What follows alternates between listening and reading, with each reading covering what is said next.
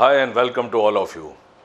आज मैं आपसे लेने जा रहा हूँ टेंजेंट एंड नॉर्मल टॉपिक में common tangents between two curves का केस। देखो, दो कर्व्स में कॉमन टेंजेंट फाइंड आउट करना, ये पार्ट ऑलरेडी आप लोगों ने कोऑर्डिनेट ज्योमेट्री में किया हुआ है। मैं यहाँ पे जो लेने जा रहा हूँ वो पार्ट है finding common tangents between two curves with the help of the derivative. अब देखो, यहाँ पे जो थ्योरी होती है वो दो पार्ट में होती है। वो दो पार्ट क्या है ये मैं आपसे डिस्कशन पे ला रहा हूं। So the thing is now we have to find the common tangents between two curves. अब देखो, इसमें पहला एक केस होता है, फर्स्ट केस, जहां पे दोनों कर्व्स का पॉइंट ऑफ कांटेक्ट सेम होता है, मतलब दोनों कर्व्स एक दूसरे को टच करते हैं। ऐसा केस है, मान लो एक कर्व ये है जिसको मैंने लिखा C1 है, सेकेंड कर्व कुछ इस तरह से कि वो इस कर्व को टच कर रहा है। तो दैट मीन्स क्या हुआ कि जो दोनों का पॉइंट ऑफ कांटेक्ट है दैट इज द सेम, और यहां पे ये हो गया इनका कॉमन टेंजेंट, जिसको मैं लिख रहा हूं CT, कॉमन टेंजेंट, और ये पॉइंट सपोज है x1, y1। तो फर्स्ट केस है जब दो कर्व एक दूसरे को टच करते हैं, या आप लिख सकते हैं केस 1 में जब दोनों कर्व्स के लिए पॉइंट ऑफ कांटेक्ट सेम होता है। तो मैं इसको नोट डाउन कर देता हूं। केस 1 है जिसको मैं यहां लिख रहा हूं, when, just a minute, when the point of contact for both the curves is same। ठीक, अब देखो इन क्वेश्चंस में करना क्या होगा आपको, ये रिलेटिवली इजियर पार्ट होता है। इस पॉइंट पे दोनों कर्व्स के आप dy by dx निकालेंगे। dy by dx रिप्रेजेंट करते हैं slope of the tangent. That means इस वाले पॉइंट पे फर्स्ट कर्व का जो dy by dx होगा वही सेकंड कर्व के dy by dx के इक्वल होगा, क्योंकि ये लाइन दोनों कर्व का कॉमन टेंजेंट है एट द सेम पॉइंट। तो रूल इज दोनों कर्व के आप dy by dx निकालेंगे और उन्हें इक्वेट करेंगे। तो चलिए आते हैं इस पे, लेते हैं क्वेश्चन। फर्स्ट क्वेश्चन आपके सामने ये है, इसमें दो कर्व्स आपको गिवन है। फर्स्ट कर्व है y square equal to 4 times x minus L1। L1 is any real number. इसी तरह से सेकंड कर्व आपको गिवन है x square equal to 8 times y minus L2। L2 is also some real number. Given है यहाँ पे दोनों curve एक दूसरे को टच कर रहे हैं, ऐसा गिवन है। तो आपको निकालना है पॉइंट ऑफ कॉन्टैक्ट का लोकस। तो दोनों कर्व अगर टच कर रहे हैं that means eight the point of contact दोनों के dy by dx सेम होंगे। मैं स्टार्ट कर रहा हूं फर्स्ट कर्व से, y square equal to 4 times x minus L1। ये है फर्स्ट कर्व।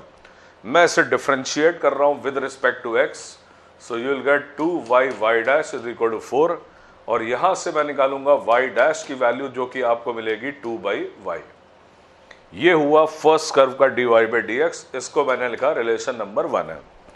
अब मैं निकालूंगा सेकेंड कर्व का dy by dx, x square equal to 8 times y minus L2। इसको डिफरेंशिएट करने जा रहा हूं विद रिस्पेक्ट टू x, तो 2x is equal to 8 into y dash, और यहां से y डैश की वैल्यू आपको मिल रही है x/4। ठीक है, now at the point of contact दोनों dy by dx मुझे इक्वेट कर देने हैं। तो at the point of contact, at the point of contact y dash of first जो आपको मिल रहा है should be equal to y dash of second at the point of contact। First का है dy by dx 2/y, second का dy by dx है x/4, और यहां से आपको मिल गया xy is equal to 8 which is the locus of the point of contact। ये एक रेक्टेंगुलर हाइपरबोला आपको मिल रहा है। तो जैसा मैंने शुरू में आपसे कहा था कि ये क्वेश्चन यार रिलेटिवली सिंपलर होते हैं। तो फर्स्ट क्वेश्चन तो आपका ये कंप्लीट हो गया। मैं आता हूं इसके बाद एक और क्वेश्चन पे। ठीक है, आप इसे नोट कर सकते हैं। दोनों के dy by dx निकाले गए और इसके बाद इन दोनों dy by dx को इक्वेट कर दिया गया है। So finally the locus is a curve which is a standard curve rectangular hyperbola. Next question आपका ये है, दो कर्व्स गिवन है, again x y is equal to 4 है एक कर्व, और सेकंड कर्व आपको गिवन है एक circle x square plus y square is equal to 8 given है। शो करना है यहाँ पे दोनों कर्व एक दूसरे को टच करेंगे। प्रीवियस क्वेश्चन में गिवन था आपको दोनों कर्व एक दूसरे को टच कर रहे हैं, तो अगर मुझको शो करना है दोनों कर्व एक दूसरे को टच करेंगे तो ऑब्वियस सी बात है कि मुझे दोनों को पॉइंट ऑफ इंटरसेक्शन के लिए सॉल्व करना होगा। मैं वो काम करूं इसके पहले आगे भी पढ़ लेते हैं क्या है statement. Touch each other at 2 points, 2 point पे टच करते होंगे, तो खैर वो मैं सॉल्व करूंगा। And find the equation of their common tangents at these points. जहां पे टच करेंगे कर्व वहां पे इनके मुझे टेंजेंट्स निकालने, कॉमन टेंजेंट। तो first of all x y is equal to 4, ये आपका कर्व नंबर 1 है। सेकेंड कर्व है x square plus y square equal to 8, second curve. इन दोनों को सॉल्व करता हूँ। Solve 1 and 2 for the point of intersection. First से y की वैल्यू है 4/x, इसको मैं सेकेंड में पुट कर रहा हूँ। आपको मिलेगा एक्स स्क्वायर, y की जगह 4/x यहाँ पुट करोगे, you will get 16/x square is equal to 8। इसे फर्दर सिंप्लीफाई कर रहा हूँ, it will be x to the power 4 minus 8x square plus 16 is equal to 0। ये तो यार होल स्क्वायर फॉर्म बन गई है। इसको मैं नेक्स्ट स्टेप में यहाँ लिख सकता हूँ x square minus 4 whole square is equal to 0। So solving is pretty simple. y की वैल्यू 4/x है, इसे सेकेंड कर्व में पुट कर दिया, इतना आ गया। x की आपको 2 वैल्यू मिल गई हैं प्लस माइनस 2, राइट। अब अगर x की वैल्यू प्लस 2 है तो आप इसे इक्वेशन नंबर 1 में पुट करके करस्पॉन्डिंग y की वैल्यू लिख लोगे। तो मैं यहाँ लिख रहा हूँ point of intersections, and point of intersection are, एक पॉइंट आपको मिल रहा है 2,2, x को 2 पुट करोगे y की वैल्यू 2 आ रही है, and the second point is -2, -2। लेकिन अभी भी ये प्रूव नहीं हुआ है कि ये दोनों कर्व एक दूसरे को टच कर रहे हैं। ये श्योरिटी हो गई है कि ये दोनों कर्व एक दूसरे को कट कर रहे हैं और इन 2 पॉइंट्स पे कट कर रहे हैं। अब मैं बताऊंगा ये कैसे आप जज करोगे कि इन्हीं पॉइंट पे ये दोनों कर्व एक दूसरे को टच करेंगे। तो मैं एक पॉइंट के लिए कर देता हूं 2,2 के लिए, बाकी यार आपका काम है। तो एट 2,2 मैं आपको बताने जा रहा हूं कैसे करूंगा। एट 2,2 मैं दोनों कर्व्स के dy/dx निकालूंगा, दोनों कर्व के इसकी वैल्यू निकालूंगा 2,2 पे। और अगर मैंने ये दिखा दिया कि दोनों के dy/dx की वैल्यू इक्वल है इस पॉइंट पे, अगर ऐसा शो कर दिया तो इसका मतलब ही हुआ कि 2,2 पे दोनों कर्व एक दूसरे को टच करेंगे, है कि नहीं है। 2 कर्व अगर एक दूसरे को टच करते हैं तो उनके पॉइंट ऑफ कांटेक्ट पे dy/dx इक्वल होते हैं। मैं ये शो करने जा रहा हूं कि एट 2,2 दोनों के dy/dx इक्वल होंगे। अगर मैं ऐसा शो कर ले गया, मैं निकालने जा रहा हूं dy/dx। तो सबसे पहले फर्स्ट जो कर्व है इसको डिफरेंशिएट कर रहा हूं, तो it will be x into dy/dx plus y is equal to 0। यहां से फर्स्ट कर्व का dy/dx आपको मिल गया है और वो मिल रहा है -y/x। इसको मैंने लिख दिया रिलेशन नंबर 3 है। इसकी वैल्यू अभी मैं लिख दूंगा एट 2,2, बट पहले मैं सेकेंड कर्व का भी dy/dx निकाल लेता हूं।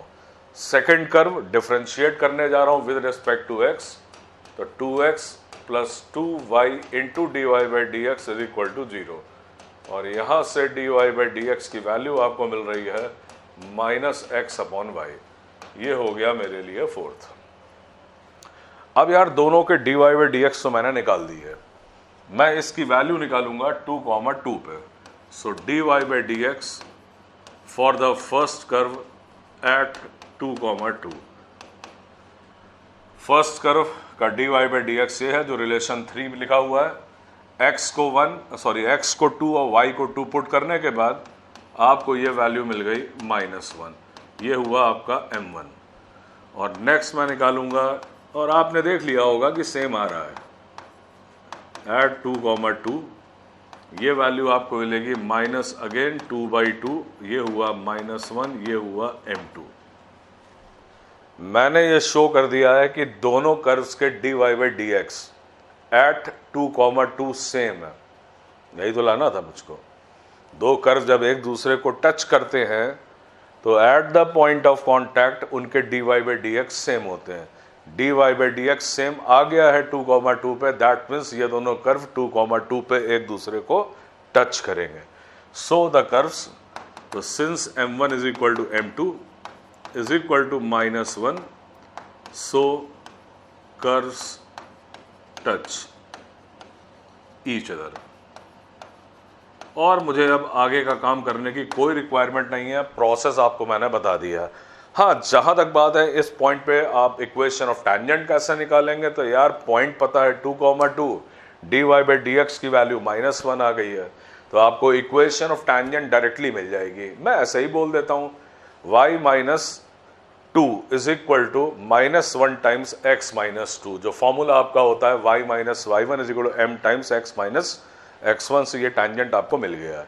2,2 पे मैंने शो कर दिया है, -2, पे तो आप यार मन नहीं कर लोगे, क्योंकि दोनों के dy बाई डी एक्स तो मैं निकाल ही चुका हूं, राइट। तो ये क्वेश्चन हो गया अगेन कॉमन टैंजेंट का क्वेश्चन। इन दोनों क्वेश्चन में फर्क क्या था, फर्स्ट में गिवन था कर्व एक दूसरे को टच कर रहे हैं, सेकंड में आपको जजमेंट लेना था कि ये दोनों कर्व एक दूसरे को टच करेंगे या नहीं करेंगे। पहले सॉल्व करोगे, इंटरसेक्शन पॉइंट निकालोगे, और फिर इन पॉइंट्स पे आपको dy बाई डी एक्स दोनों कर्व के निकालने के बाद अगर दोनों के dy बाई डी एक्स की वैल्यू सेम मिल जाती है तो कर्व टच करेंगे। सो ये था आपका क्वेश्चन जो केस 1 पे बेस्ड था। चलिए यार अब बढ़ते हैं आगे, और मैं आपसे बताने जा रहा हूं केस नंबर 2। केस नंबर 2 क्या होता है कि जहां पे जो पॉइंट ऑफ कांटेक्ट होते हैं, केस 2 है कॉमन टेंजेंट का, when point of contacts are different. अब इसका क्या मतलब है, तो मैं आपको कुछ भी दो कर्व ड्रॉ करके दिखा देता हूं। एक कर्व सपोज इस तरह से हो गया है, सेकंड कर्व मैं कुछ भी मान लो इस तरह से बना देता हूं, ठीक है। ऐसा कुछ कर्व मैंने आपको बना दिया, या मैं कर्व थोड़ा सा चेंज भी कर देता हूं। इनफैक्ट मैं एक टैंजेंट ही पहले बना देता हूं यहां पे, जस्ट अ मिनट। ये एक टैंजेंट मैंने बना दिया, और दूसरा जो कर्व है वो सपोज इस तरह से। दोनों का टैंजेंट आपको सेम दिख रहा होगा, कॉमन टैंजेंट है, लेकिन दोनों के जो पॉइंट्स ऑफ कांटेक्ट हैं वो डिफरेंट है। ये अलग अलग पॉइंट ऑफ कांटेक्ट आपको मिल रहे हैं, ठीक है। तो अब ऐसे क्वेश्चन को किस तरह से आप करेंगे, तो देखो कुछ बातें तो पूरी तरह से क्लियर है। जैसे कर्व है C1, ये कर्व है C2, तो फर्स्ट जो पॉइंट है x1, y1, ये फर्स्ट कर्व की इक्वेशन को सेटिस्फाई करेगा। एक रिलेशन आपको यहां से मिलेगा, सेकंड रिलेशन एक x2, y2 को सेटिस्फाई कराओगे C2 में। इसके बाद आप इस पॉइंट पे dy बाई डी एक्स निकालोगे फर्स्ट कर्व का, तो टैंजेंट का स्लोप आएगा। यहां से भी वही काम करोगे, फिर इसी टैंजेंट का स्लोप आएगा, और साथ ही साथ इस लाइन का स्लोप आप 2 पॉइंट फॉर्मूले से भी निकाल सकते हैं। मतलब ये केस थोड़ा सा कॉम्प्लिकेटेड दिख रहा है, क्योंकि आपको कई सारे रिलेशंस यहाँ पे प्रॉब्लम में मिलेंगे, और फिर उसके थ्रू क्वेश्चन आपको कंप्लीट करना होगा। तो फर्स्ट केस वाज बहुत आसान था, सेकंड केस में कुछ कैलकुलेशंस आपको मिलने जा रहे हैं। मैं आता हूं इसके बाद अगले क्वेश्चन पे, जो कि बेस्ड होगा इसी पे। ये है आपका नेक्स्ट क्वेश्चन।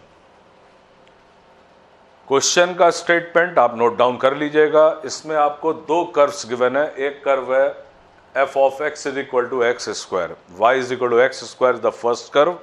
इसमें एक पॉइंट गिवन है p कॉमा q। सेकेंड एक कर्व है g of x is equal to -8/x, और इसमें भी एक पॉइंट गिवन है, और वो पॉइंट है r कॉमा s। राइट, दो पॉइंट आपको गिवन है, एक फर्स्ट कर्व पे, एक सेकेंड कर्व पे। फर्स्ट कर्व के पॉइंट का x कोऑर्डिनेट है p, वो आपको पॉजिटिव दिया है। सेकेंड कर्व पे जो पॉइंट है r कॉमा s, उसका भी x कोऑर्डिनेट पॉजिटिव दिया हुआ है। अब आगे का स्टेटमेंट क्या है, if the line through p comma q and r comma s is tangent to both the curves at these points, है ना, अलग अलग पॉइंट पे टेंजेंट है। फर्स्ट कर्व के लिए वो p कॉमा q पे टेंजेंट है, और फिर वही लाइन सेकंड कर्व के लिए r कॉमा s पे टेंजेंट है। आपको निकालनी है वैल्यू p प्लस r की। अब देखो मैं पिक्चर यहाँ ड्रॉ कर देता हूँ, दोनों कर्व स्टैंडर्ड हैं, दोनों के ग्राफ पता है, ड्रॉ कर देता हूँ इसको। ऐसा कुछ केस है, देखिएगा इट इज लाइक दिस कि यहाँ पे ये आपका हो गया f x is equal to x square, ये फर्स्ट कर्व हो गया। सेकेंड कर्व आपको गिवन है y is equal to -8/x, rectangular hyperbola होता है, इसका ग्राफ इस तरह से होगा। ठीक है, अब कहा जा रहा है फर्स्ट कर्व पे एक पॉइंट है p, q, लेकिन p आपको पॉजिटिव लेना है, मतलब point will be in the first quadrant for this curve f x is equal to x square. Second curve में भी जो पॉइंट आपको लेना है वो पॉइंट आपको यहीं पे लेना है, मतलब आप इस ग्राफ को यहाँ नहीं बनाएंगे। इसलिए नहीं बनाएंगे क्योंकि जो पॉइंट आपको r, s लेना है उसका x कोऑर्डिनेट आपको पॉजिटिव गिवन है।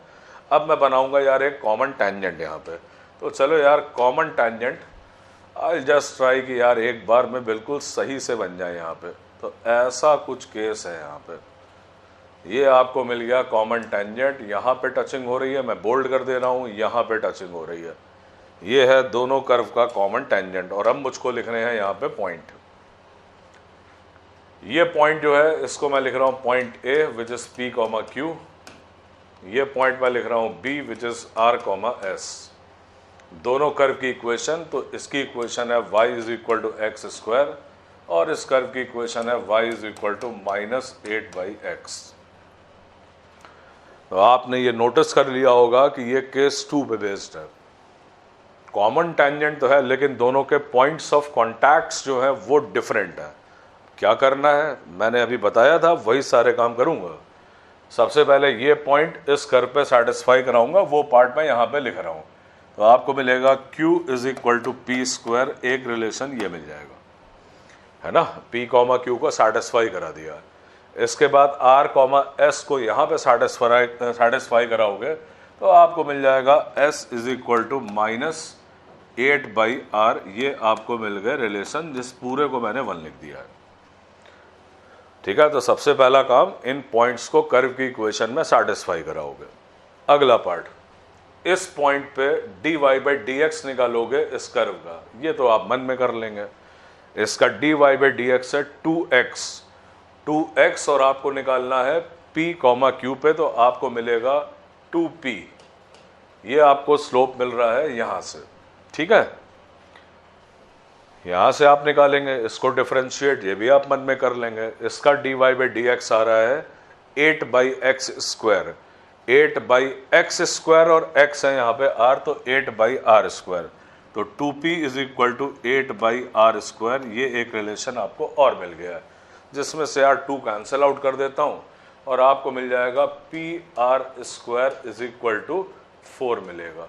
ये रिलेशन 2 है, लेकिन मैं यहाँ लिखना चाहूँगा ये मैंने निकाला है from slope, from dy/dx, you can write that. ठीक है, जैसा मैंने थ्योरी में बताया पूरा काम वही कर रहा हूँ। पॉइंट को सेटिस्फाई कराया, दोनों कर्व के dy/dx मैंने निकाल ली है और उनको इक्वल कर दिया है, राइट। अब एक चीज़ और बची है, इसी लाइन का स्लोप मैं 2 पॉइंट फॉर्मूले से भी निकाल सकता हूँ, है ना, y2 - y1 upon x2 - x1।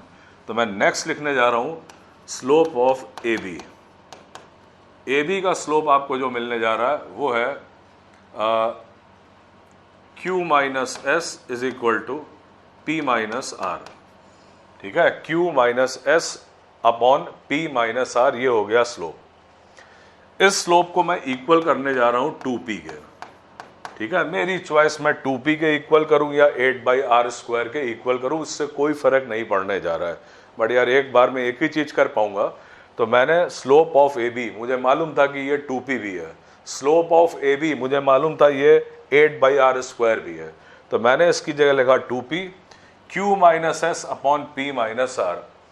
ध्यान रखना मुझको वैल्यू निकालनी है p + r की, इसका मतलब मैं यहाँ से q और s को गायब करूंगा। q कैसे गायब होगा देखिएगा।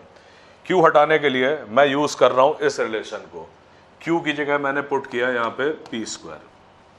ठीक, s की जगह मैं पुट करूंगा यहाँ पे -8/r, तो ये हो जाएगा +8/r अपॉन p - r। तो आपको कैलकुलेशन समझ में आ रहे होंगे, एम से नहीं हटना है, आपको वैल्यू निकालनी थी P प्लस आर की, दैट मीन्स आपको यहाँ से Q और S को हटाना था, हटा दिया मैंने। अब मैं फर्दर इससे सिंप्लीफाई करने जा रहा हूँ। क्रॉस मल्टीप्लाई करिए, वो कैलकुलेशन मैं इस जगह कर रहा हूँ। क्रॉस मल्टीप्लाई करने पे आपको मिलेगा 2p square minus 2pr is equal to p square plus 8/r। तो यहां से जो कैलकुलेशन मैंने किया उसको मैं यहां पे ले आया हूं। ठीक है, क्रॉस मल्टीप्लाई किया, ये आ गया। ये p स्क्वायर का ट्रांसफर करोगे, you will get p square is equal to 2pr plus 8/r। इतना पार्ट मुझको मिल गया है। p और r में तो रिलेशन आ गया, लेकिन मुझे p प्लस r की अगर वैल्यू निकालनी है तो या तो मैं डायरेक्टली p प्लस r यहां से निकाल लूं, या मैं अलग अलग वैल्यू निकाल लूं। अगर मैं सपोज r की वैल्यू निकाल लेता हूं तो मुझे p की वैल्यू इसी रिलेशन से मिल जाएगी। मैं करने जा रहा हूं, देखिए कैसे। p स्क्वायर जो है यहां से देखिए 16/r⁴ है। ध्यान से देखिए, p स्क्वायर की वैल्यू यहां से देखोगे तो 16/r⁴। मैंने इसकी जगह लिखा 16/r⁴। ठीक, इसको ऐसे लिखा रहने दिया 8/r को। नाउ 2pr, p की वैल्यू 4/r² है, तो यहाँ पे p की जगह 4/r² पुट करने पे आपको 8/r मिलेगा। आपको कैलकुलेशन समझ लेने चाहिए। मैंने पूरे रिलेशन को कंप्लीटली r के टर्म में एक्सप्रेस कर दिया है। p की वैल्यू यहाँ से निकाली है इस रिलेशन से, रिलेशन 2 से 4/r²। तो यहाँ पे मैं लिख दे रहा हूँ, ये काम मैंने किया है फ्रॉम रिलेशन नंबर 2। बस खत्म हो गया क्वेश्चन। ये आपको मिल गया 16/r⁴ is equal to 16/r। r की वैल्यू 0 तो यार हो नहीं सकती है, बिल्कुल नहीं हो सकती। तो बाकी आप यहाँ से r की वैल्यू निकाल लेंगे आराम से। ठीक है कि नहीं? तो बस यही पार्ट था जो आपको यहाँ से कर देना है। मैंने आपको सफिशिएंटली हेल्प कर दिया है। यहाँ पे r की वैल्यू आपको यहाँ से मिल जा रही है। ठीक है, I hope so the calculation part is clear. इस रिलेशन से देखो r तो 0 नहीं हो सकता था, वो तो आपको क्लियर होगा, बट r अगर 0 नहीं तो बाकी आप कैंसिल आउट करके r की वैल्यू यहाँ से निकालेंगे। मैं लिख देता हूँ, वो वैल्यू 1 आ रही है, तो r इज इक्वल टू 1 आ गया। r की वैल्यू 1 आ गई है तो आप इसे इसी रिलेशन में पुट अगर कर देंगे r की जगह 1, तो आपको p की भी वैल्यू मिल जाएगी। तो इतना काम, आप r की वैल्यू 1 है तो p शायद आप यहाँ से भी निकाल लेंगे। यस, r की वैल्यू 1 है तो p की वैल्यू 4 आ गई है। तो यहाँ पे मैं लिख दे रहा हूँ p इज इक्वल टू 4। तो इस क्वेश्चन का आंसर आ गया 5। p प्लस r की वैल्यू निकालनी थी। तो ये वो क्वेश्चन था जहाँ पे पॉइंट ऑफ कॉन्टैक्ट्स जो थे वो अलग अलग कर्व पे थे। तो ऐसे में ये सारी चीज़ें करनी पड़ेंगी, थोड़े कैलकुलेशंस बढ़ जाते हैं इन क्वेश्चंस में। ठीक है, सारी बातें याद रखना। दोनों पॉइंट को सेटिस्फाई कराओगे कर्व पे, दोनों पॉइंट पे dy/dx दोनों कर्व के निकाल के इक्वेट करोगे, और फिर 2 पॉइंट फॉर्मूले से जो स्लोप लिखोगे उसे किसी के भी इक्वल करोगे, या तो इस पॉइंट पे dy/dx के या इस पॉइंट पे किसी से भी कर सकते थे। और बाकी यार एक बात तो थी ही कि p प्लस r की वैल्यू निकालनी थी, तो q और s को तो यार किक आउट करना था आपको, वो कर दिया मैंने। तो ये क्वेश्चन था आपका केस 2 का। अब मैं आपसे लेने जा रहा हूं एक और क्वेश्चन बस, और वो क्वेश्चन थोड़ा सा डिफरेंट अप्रोच का क्वेश्चन है, कॉमन टैंजेंट का क्वेश्चन है। कैसे करेंगे ये देखने जा रहा हूं। आपको 2 कर्व गिवन है और दोनों क्वाड्रेटिक गिवन है, कॉमन टैंजेंट फाइंड आउट करने हैं। अब देखो यार, आप अगर केस 1 और केस 2 में उलझ गए कि किस पे बेस्ड है ये, तो आप प्रॉब्लम में फंस जाओगे। मैं बताने जा रहा हूं कैसे क्वेश्चन किया जाएगा जब दोनों कर्व आपके लिए सेकंड डिग्री के कर्व्स हैं। बताता हूं कैसे करेंगे इसको। देखो, इस क्वेश्चन को करने के लिए मैं एज्यूम करने जा रहा हूं, let y is equal to ax plus b the common tangent.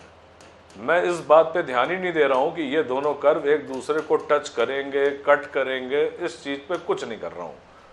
दोनों सेकंड डिग्री के कर्व है। मैं एक बेसिक रूल से इस क्वेश्चन को करने जा रहा हूं, और वो रूल नॉर्मली कोऑर्डिनेट ज्योमेट्री में आता है कि जब कभी भी कोई स्ट्रेट लाइन किसी भी सेकंड डिग्री के कर्व को टच करती है, सेकंड डिग्री के कर्व जैसे आपने पढ़े थे, सर्किल था, पैराबोला, एलिप्स एंड हाइपरबोला, कोई भी स्ट्रेट लाइन जब एक सेकंड डिग्री के कर्व को टच करेगी तो आप दोनों को साइमल्टेनियसली सॉल्व करते हैं और ऐसा करने पे एक क्वाड्रेटिक इक्वेशन बनती है एक्स में।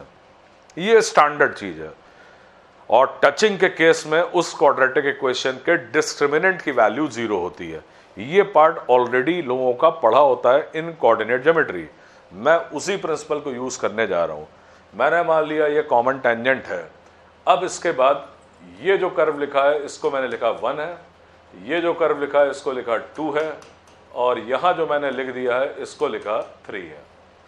सबसे पहले मैं फर्स्ट एंड थर्ड को साइमल्टेनियसली सॉल्व करने जा रहा हूं।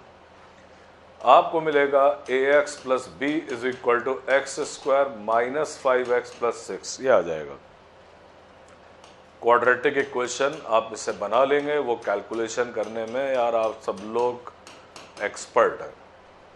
मैंने कहा था ना कि जब कभी एक स्ट्रेट लाइन एक सेकंड डिग्री के कर्व को टच करेगी तो दोनों को सॉल्व करने के बाद आपको एक क्वाड्रेटिक इक्वेशन मिलती है।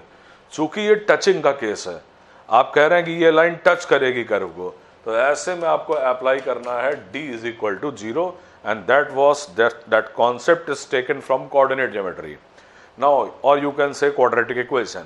सो d is equal to 0, d निकालना है तो 5 plus a whole square minus 4 times 6 minus b is equal to 0।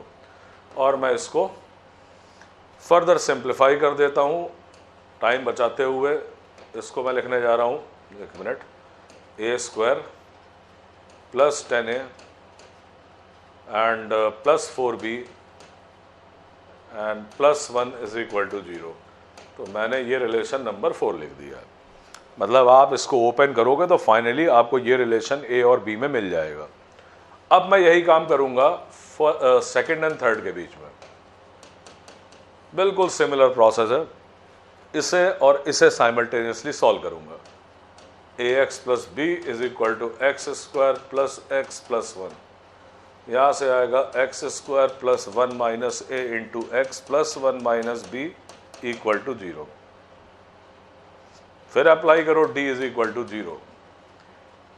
d0 apply करने पे आपको मिलेगा 1 minus a whole square minus 4 times 1 minus b is equal to 0। Calculation है, मैं फास्ट कर दे रहा हूं क्योंकि प्रोसेस स्टैंडर्ड है। अब इसके बाद ओपन करने पे आपको मिलेगा a square this is a square minus 2 है, ए स्क्वायर माइनस 2 है plus 4b and constant part is minus 3 equal to 0। ये रिलेशन 5 है। आप लोगों को ऐसे क्वेश्चन में इस बात को याद रखना चाहिए कि जब दोनों कर्व सेकंड डिग्री के कर्व होते हैं और अगर आपको कॉमन टेंजेंट निकालना है तो आप कॉमन टेंजेंट पहले ही एज्यूम कर सकते हैं और इसके बाद उस लाइन को जो आपने एज्यूम की है उसे दोनों कर्व के साथ जब सॉल्व करोगे you will get a quadratic equation. Apply d is equal to 0। दो रिलेशन आ जाएंगे, एक ए बी में ये आया है, एक ये वाला रिलेशन था ए और बी में। बस नाउ सॉल्व 4 and 5। और सॉल्विंग बहुत आसान है क्योंकि यहाँ पे ए स्क्वायर और 4b है, यहाँ भी ए स्क्वायर और 4b है, तो दोनों को माइनस कर देना। माइनस करने से आपको मिलेगा 12a plus 4 is equal to 0। तो a की वैल्यू आपको -1/3 मिल जाएगी। बस यार put it in relation number किसी में भी रख देना यार, 4 में पुट कर देना, b की वैल्यू आप लोग निकाल लेना क्या आ जाती है। तो यही था पार्ट यार कॉमन टेंजेंट का। यहाँ पे common tangent with the help of the derivatives निकालना, ये इस वीडियो का मोटिव था। लेकिन मैंने जो लास्ट क्वेश्चन आपको किया है ये क्वेश्चन बिल्कुल डिफरेंट टाइप का था। ये इसलिए बता रहा हूँ कि हर बार dy/dx की हेल्प से ही कॉमन टेंजेंट नहीं निकलते हैं। आप dy/dx के बिना भी कॉमन टेंजेंट निकाल सकते हैं, लेकिन कब? जब कर्व्स सेकंड डिग्री के होते हैं। और वैसे भी कोऑर्डिनेट ज्योमेट्री में सेकंड डिग्री के कर्व्स के कॉमन टेंजेंट्स के क्वेश्चन आना बड़ा कॉमन चीज़ है यार। कॉमन टेंजेंट के क्वेश्चन आना भी बहुत कॉमन है। जेई मेन में यार ऑलमोस्ट आते रहते हैं ये क्वेश्चन। तो ये एक आपके लिए इंपॉर्टेंट पार्ट होता है। With the help of dy/dx how to find equation of common tangent. There were 2 cases के क्वेश्चंस कर दिए और एक ये पार्ट आपका अलग से कर दिया। चलो यार इस वीडियो के लिए ऐसा ही। इतना ही पार्ट ले रहा हूं, मिलता हूं आपसे नेक्स्ट वीडियो में। Bye bye.